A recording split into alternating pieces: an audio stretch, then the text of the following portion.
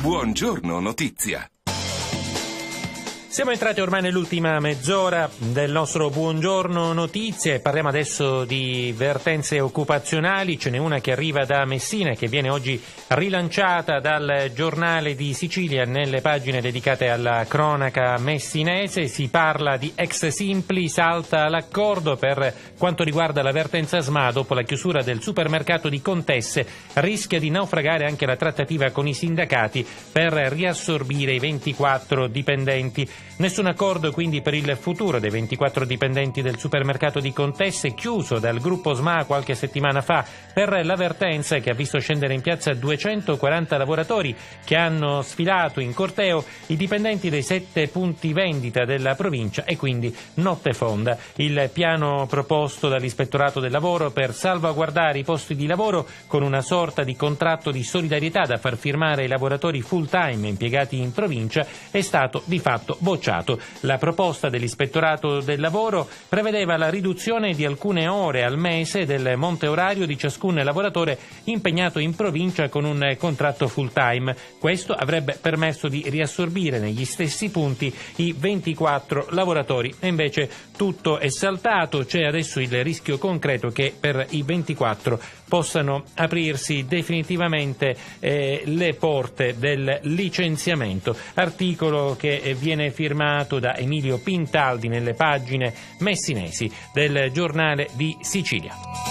Studio 90 Italia presenta le più belle canzoni italiane tutto il giorno, in qualunque momento. Buongiorno Notizia. 9.36, adesso ci trasferiamo a Siracusa grazie al quotidiano online Siracusa News. Parliamo di un importante evento in programma la prossima settimana, una comunione delle arti per ribadire con forza che chi arriva sulle nostre coste è una risorsa e non un limite. La musica, il canto, la prosa e la poesia insieme ad oltre 100 artisti saranno il cuore della giornata mondiale del rifugiato in programma lunedì 20 alle 20.30 al Teatro Greco di Siracusa. L'evento, celebrato per il 10° anno dalla Fondazione Inda, si svolge anche quest'anno con il patrocinio dell'Alto Commissariato delle Nazioni Unite per i Rifugiati e in collaborazione con lo SPRAR Aretusa, la sezione di Siracusa dell'ANOLF, l'Associazione Nazionale Oltre le Frontiere e la Consulta Comunale per gli Immigrati guidata da Ramzi Arabi. Sul palco saliranno Moni Ovadia, da sempre volto, voce e anima della lotta per il rispetto dei diritti umani, e i cantautori Mario Incudine,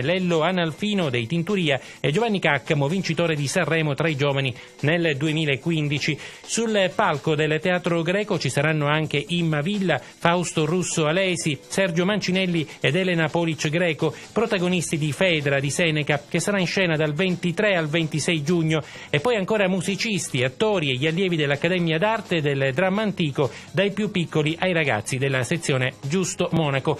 Appuntamento quindi da non perdere lunedì prossimo alle 20.30 al Teatro Greco di Siracusa per celebrare, per festeggiare questa giornata mondiale del rifugiato. Appuntamenti naturalmente in tutta la Sicilia.